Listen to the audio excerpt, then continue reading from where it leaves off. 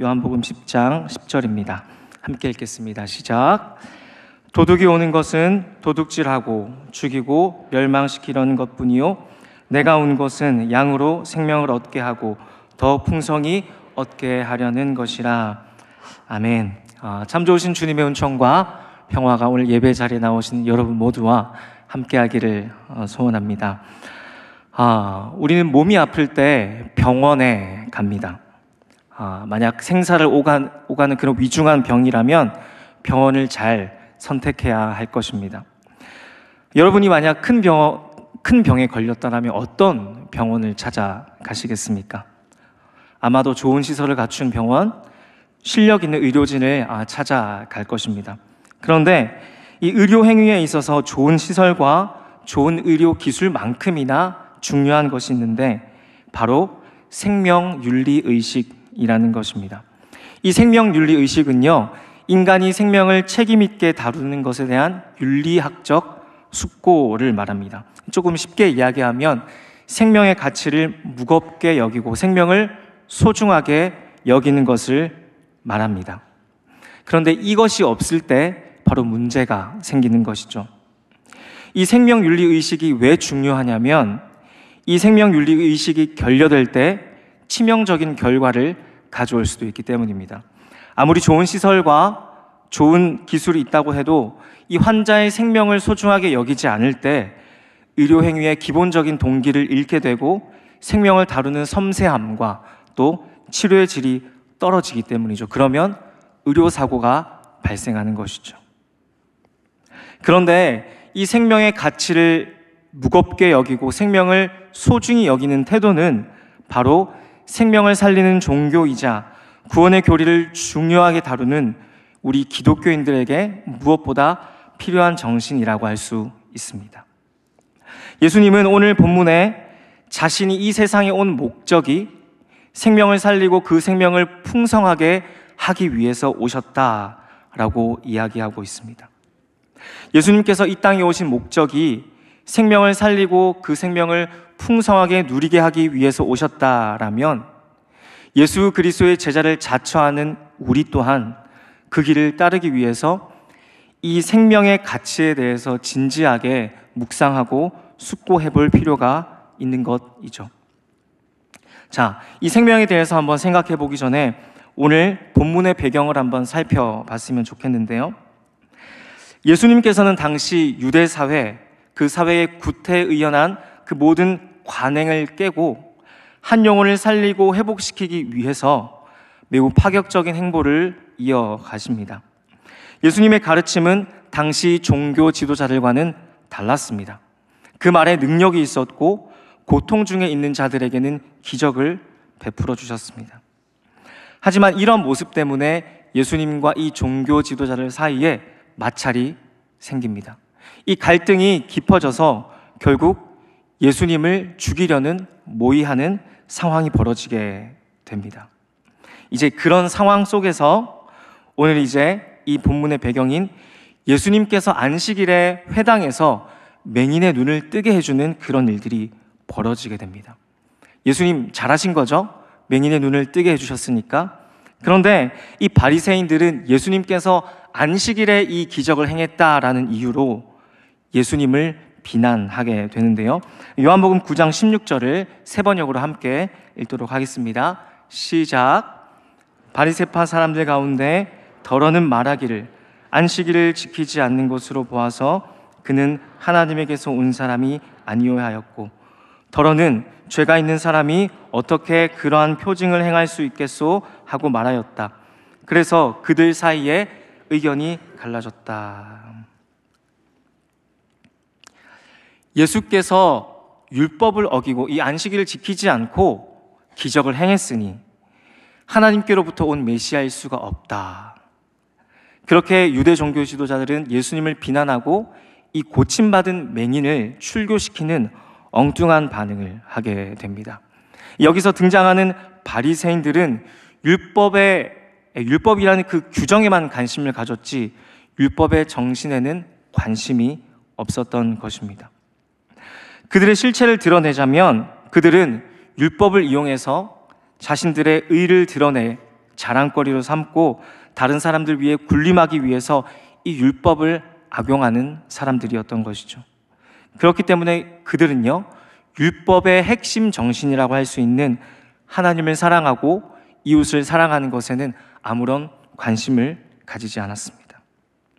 그들은 그저 자기 자리, 내 밥그릇을 지키는 그 일에 혈안되어 있던 사람들이었습니다.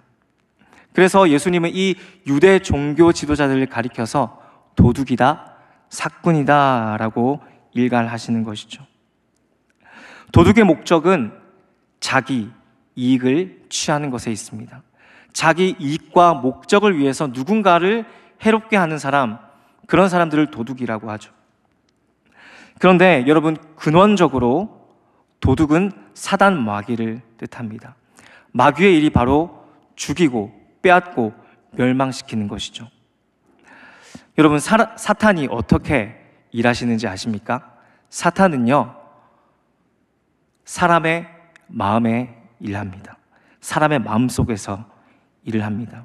제가 예전에 이런 이야기를 들은 적이 있는데요, 사람의 마음은 사탄이 놀기에 가장 좋은 장소이다. 바로 사람의 마음에 하나님을 향한 사랑으로 채워져 있지 않을 때, 사람들을 향한 사랑으로 채워져 있지 않을 때, 하나님 아버지의 마음으로 채워져 있지 않을 때, 그 마음은 사단의 놀이터가 되는 것이죠. 이렇게 사단의 놀이터가 된 마음을 가진 사람들, 바로 그들이 유대 종교 지도자들이었습니다. 그래서 예수님은 이 유대 종교 지도자들에게 너희 아비 마귀라고 일갈하기도 하셨습니다. 에스겔 선지자는 이스라엘 목자들이라 불리는 그 종교 지도자들에게 이렇게 비판했는데요. 에스겔서 34장 4절 함께 한 목소리로 읽도록 하겠습니다. 시작.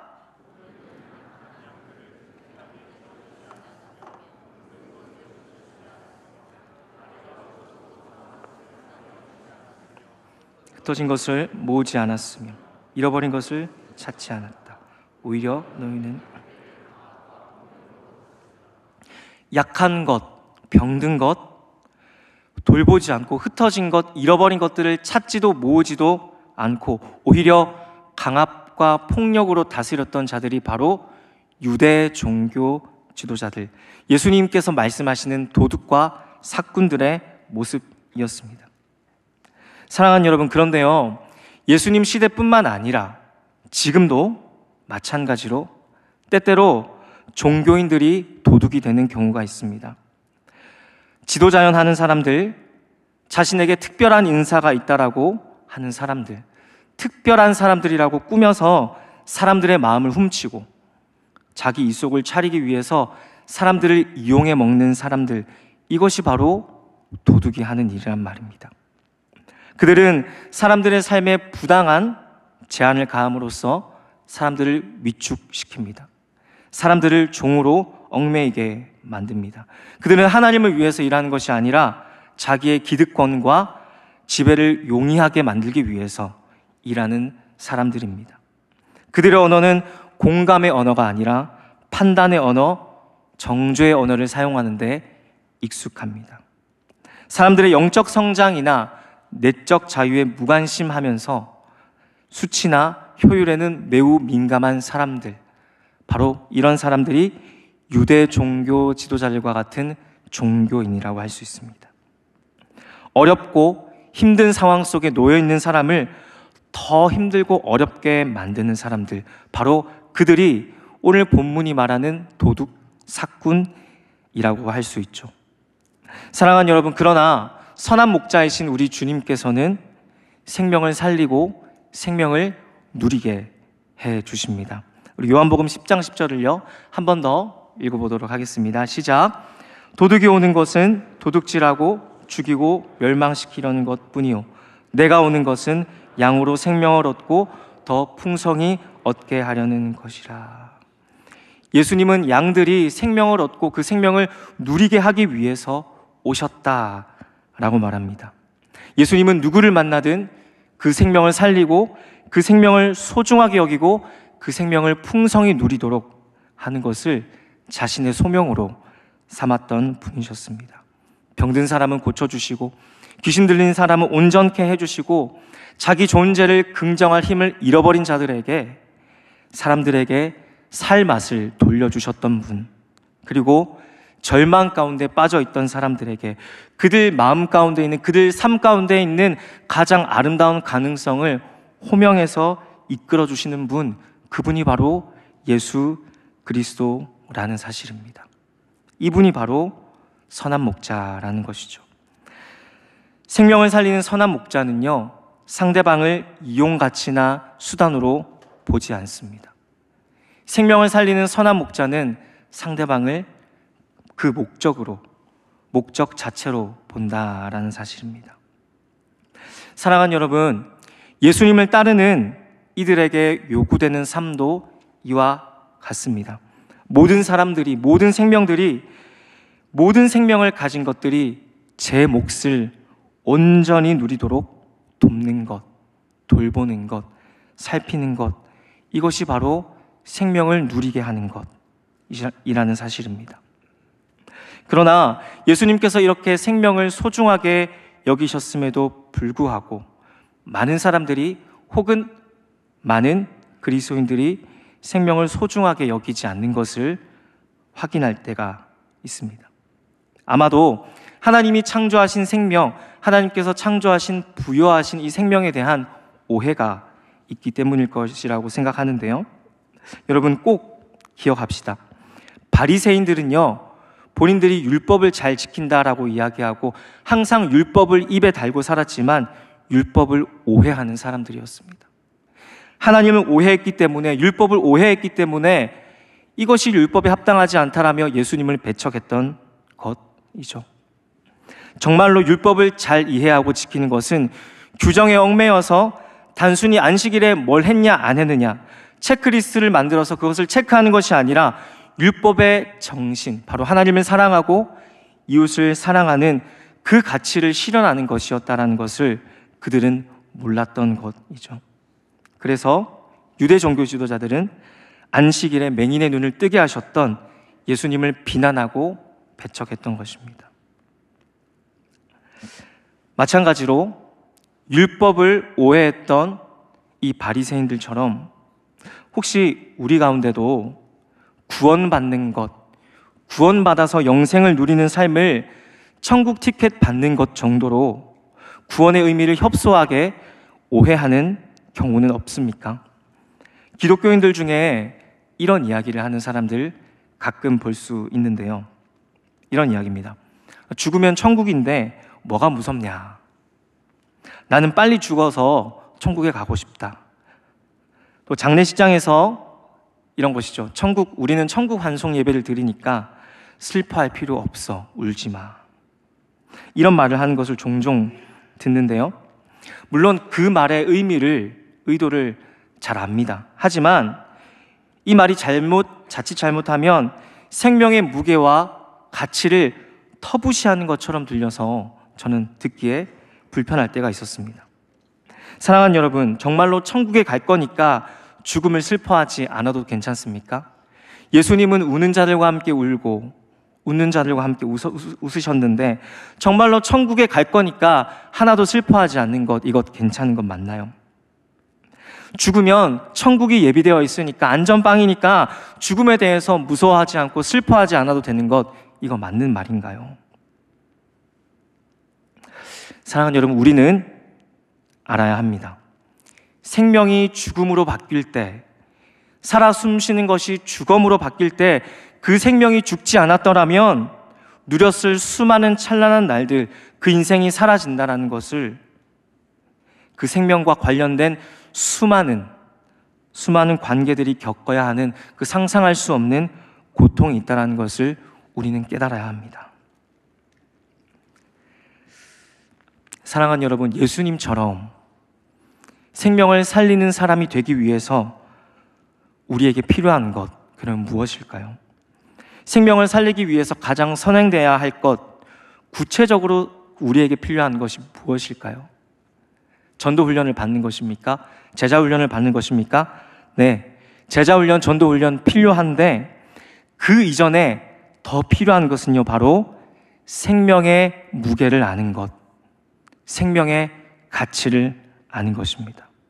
마치 의료인들이 환자를 돈이나 물질의 원리, 경영의 원리로 보는 것이 아니라 그 생명 자체로 소중하게 여겨야 이 의료 행위가 잘 행해질 수 있듯이 영혼을 살려 구원을 얻게 만들려는 우리 그리스도인들이 생명의 가치, 즉 총체적인 이 생명의 의미를 이해할 때 내 생명을 소중하게 여기는 마음이 필요하다라는 사실입니다. 사랑하는 여러분, 이 생명을 소중하게 여기는 마음 때문에 예수님께서 십자가에 달려 돌아가셨어요. 우리 안에 있는 양떼를 살리기 위해서 자기 생명을 내어주는 목자처럼 예수님이 내 생명을 살리기 위해서 자신의 생명을 내어주셨다라는 것입니다. 왜? 생명을 소중히 여기는 그 마음 때문에. 제 얘기를 좀 하려고 하는데요. 저는 2018년 겨울 임신 5개월 차인 아내와 함께 캐나다 밴쿠버로 유학을 떠났습니다.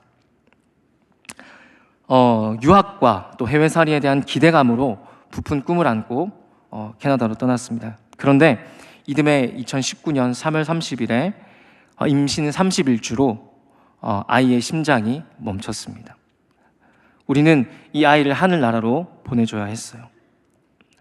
이 심장이 멈춘 아이를 아내는 이틀에 걸쳐서 진통으로 낳아야 했는데 그게 참 비참했습니다. 살아있는 아이를 출산하는 것이 아니라 죽어있는 아이를 출산해야 되기 때문이죠.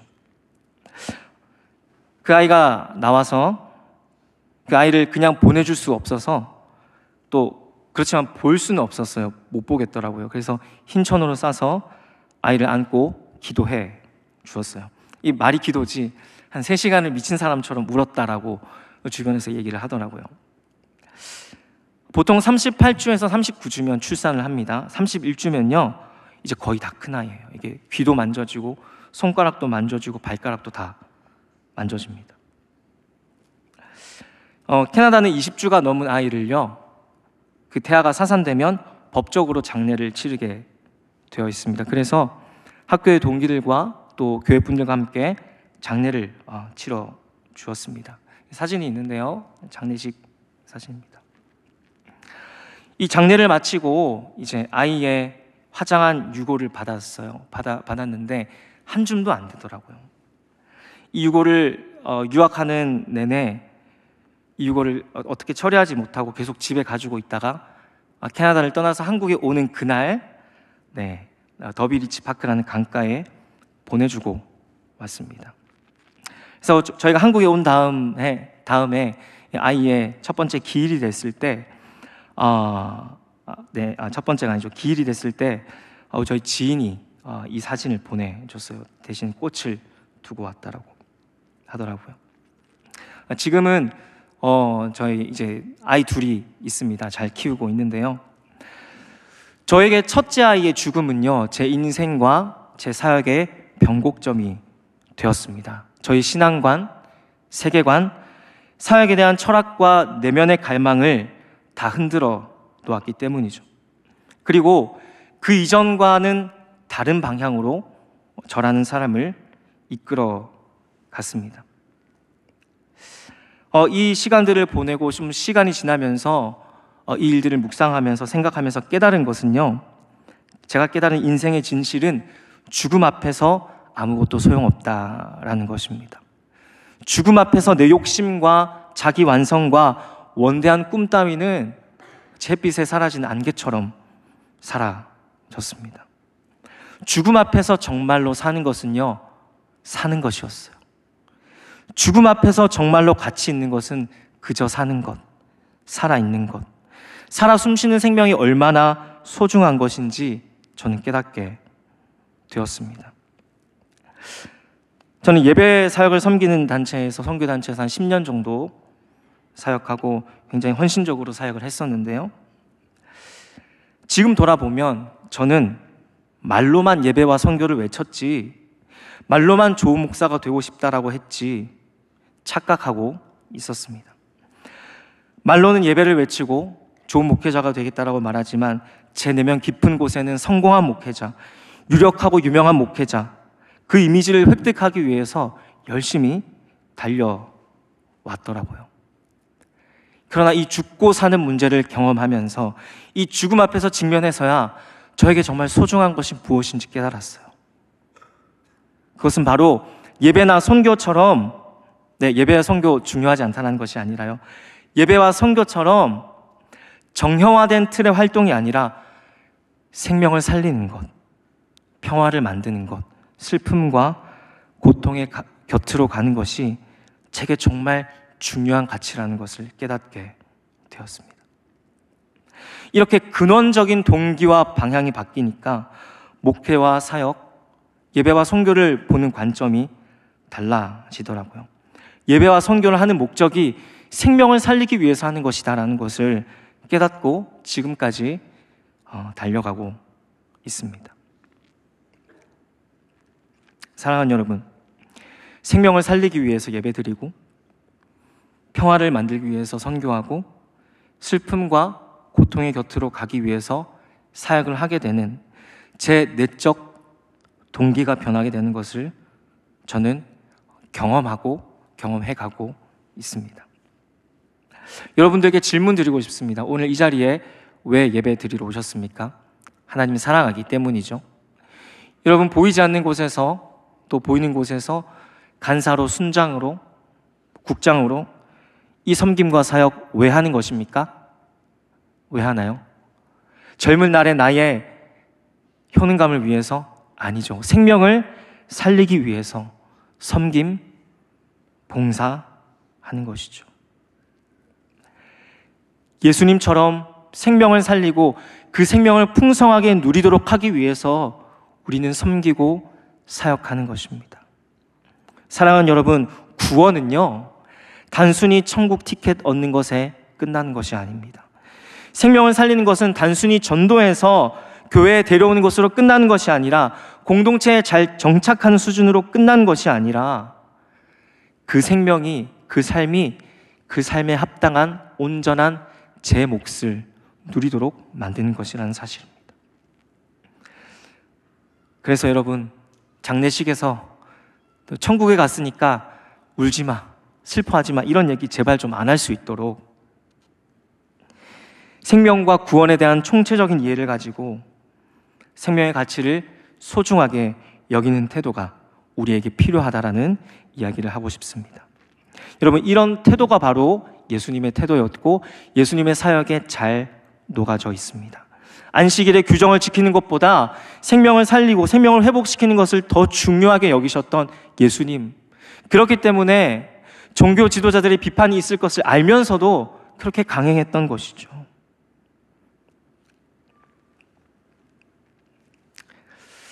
사람의 생명을 살리고 영혼들을 돌보고 구원하기 위해서 사역하고 전도하는 우리라면 이 생명의 무게와 가치와 소중함을 한번 공부하고 고민해 봐야 하지 않겠습니까? 이 생명의 무게에 대해서 한 시인은요, 이렇게 이야기하는데요. 제가 읽어드리겠습니다. 죽은 강아지를 안고 걸어간 적이 있다. 생각보다 무거웠다. 이 자그만 생의 무게도. 언덕 위 구석자리에 구덩이를 파 묻어주었다. 예상보다 힘들었다.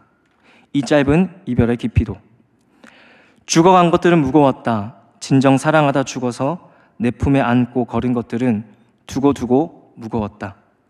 어린 참새와 동박새, 병아리, 개한테 물려 죽은 아기 염소, 절룩거리다 쓰러진 뱉구, 끝내 눈도 못 뜨고 죽은 송아지, 어느 철길과 해변과 벼랑에서, 공단 변두리와 철책선 인근에서 의문사로 던져진 피 묻은 동지들, 죽은 내 어머니와 사랑의 사람들.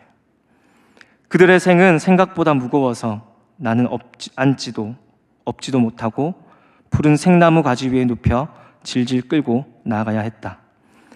아무리 무거워도 널 좀 더 시대 높은 언덕까지 기어이 안고 올라야 했는데, 아무리 힘들어도 널 좀 더 깊은 대지의 심장까지 오롯이 파고 묻어야 했는데, 황급히 퇴각해야 했던 그날처럼 제대로 묻어주지 못하고 달려온 나는 이제야 알 것만 같다. 계절의 바람이 불어올 때나 어둠 속에서 별을 바라볼 때면 그이들이 가만가만 날 흔들고 있다는 걸, 진정 사랑하다 죽어서 내 품에 안고 걸어가 묻어준 것들은 그 무게와 깊이만큼 생생히 살아있다. 진정 사랑했으나 끝내 푸른 나무로 심어주지 못하고 저 바람 속에 어둠 속에 두고 온 이들은 두고두고 나를 울리며 내 안에 살아있다. 저는 이 시를 읽을 때마다 캐나다에서 보내주고 온 첫째 아이가 생각이 납니다. 여러분은 이 시가 말해주는 생명의 무게감이 어떻게 다가오십니까? 사랑하는 여러분, 우리가 교회에서 구원을 얻겠다고, 생명을 구원해야 한다라고, 복음을 전도해야 한다라고 할 때 우리가 다루는 생명은 절대 가벼운 것이 아닙니다. 죽으면 천국이니까 괜찮아, 울지 마, 이렇게 말할 수 있는 가벼운 것이 아니라 우리가 살려내야 하는, 우리가 담당하는 이 생명의 무게는요, 그 가치는 엄청나다라는 사실입니다. 예수님의 이 말씀을 기억합시다. 한 영혼이, 한 사람이, 한 생명이 천하보다 귀하다. 사랑하는 여러분, 이 화창한 날 이렇게 모여서 여러분 예배 드리고 있죠. 이 화창한 날, 이제 예배가 끝나고 나면 각자 팀별로 섬김이 시작되고 이제 개강하게 되면 열심히 또 사역할 것입니다. 여러분, 사역할 때 기억합시다.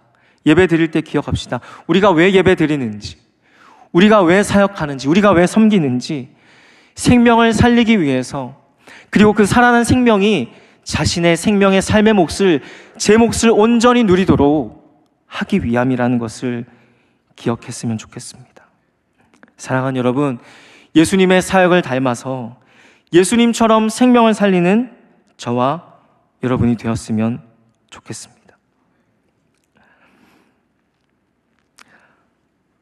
오늘 생명을 살릴 뿐만 아니라 생명을 풍성하게 누리는 것을 본문의 맥락에서 그림의 언어로 표현하자면 이런 것입니다.